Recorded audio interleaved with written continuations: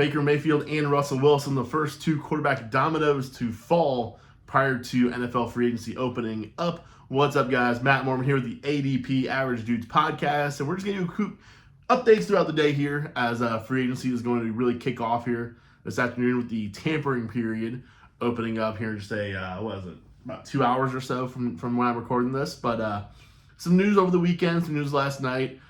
Baker Mayfield re-signing with the Buccaneers. It is a 3-year deal, $100 million. I have not gotten a chance to look at the details of it to see if it's truly 3. It probably isn't. My guess is that it's really a 1-year deal plus a team option for a second year and then a third year fluff.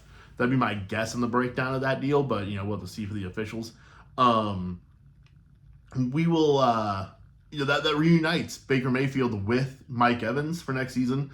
Obviously, that pairing had a lot of success last year. This gives me all the confidence I need to have in Mike Evans having another really strong year next year. He'll probably be rated as like a high-end wide receiver 2 for me. It'll be really hard to kind of put him into the wide receiver 1 range just because of his age at this point in his career. But still, he's excellent. And Baker Mayfield was really great with him last year. So we'll see. Hopefully that remains. Hopefully they can make success again for a second year in a row. Let's talk a little bit about Russell Wilson here. One of the most interesting situations, I think, as far as a quarterback becoming available. Obviously Denver taking on all of that dead cap in the world with this move, and him going to Pittsburgh. I think it's a really good thing for George Pickens.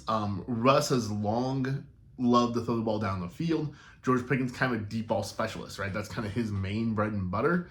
And I think it's really going to be a good thing for George Pickens. Deontay Johnson, I think it'd be fine. I still do think Deontay Johnson will get traded off this roster. But if he's still in Pittsburgh, hey, I think this is a quarterback upgrade for him as well. Now, Pat Freiermuth is where things get really interesting because Muth probably benefits from the fact that it's just going to be a better offense as a whole. Probably benefits from the fact that, Kenny Pickett in his, 10 touchdown passes a year, it feels like. That number's going to go up, right? Like Russ, I fully expect touchdowns to go into, mid to upper 20s, maybe even a little bit higher than that. And that's going to really leave points out there to be had for Pat Freiermuth. However, Russell Wilson has never used tight ends. And it could be a personnel thing. However, the one time we did see him have a really great tight end, at least he was great at the time of being acquired, was Jimmy Graham in Seattle. And that was kind of widely considered one of the bigger busts of the last, 10 or so years. So that's one where I think I'm going to be a little shaky on Pat Freiermuth. I'm not going to totally love that. I think for Najee, this is fine because, again, Russ also doesn't really throw the ball much to his running backs. He kind of does just throw wide receivers and then scramble a little bit.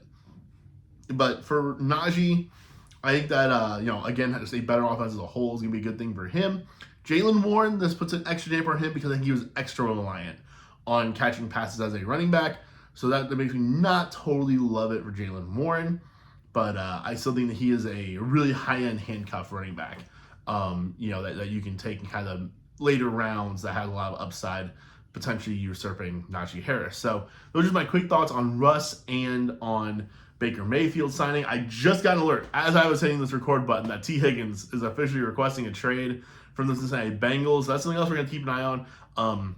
That was fully expected by me personally. Even though you put the tag on the guy doesn't mean he wants to be there, right? And most of the guys who get the franchise tag who want long-term deals want to then be traded, right? Because they want that long-term deal. The Bengals really just not in a great situation to give that long-term deal out to T. Higgins at the moment.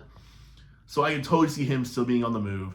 I kind of almost expect that. I've been kind of operating as if T. Higgins wouldn't be on the Bengals. That's how I've been kind of running my own dynasty teams at the moment. And so I still think that's very much possibly in play, but just seeing him officially requesting to be able to go pursue a trade on his own is definitely just something worth monitoring and worth noting. We're going to have a whole bunch of news come out here today. Free agency, it officially opens on Wednesday, but the tampering period, almost immediately there'll be, hey, this team and this player have agreed to deals. So there's going to be news flying out the window here today. So we're going to keep an eye on it here. Keep it locked here on the ADP, and I will keep on giving you guys these kind of updates.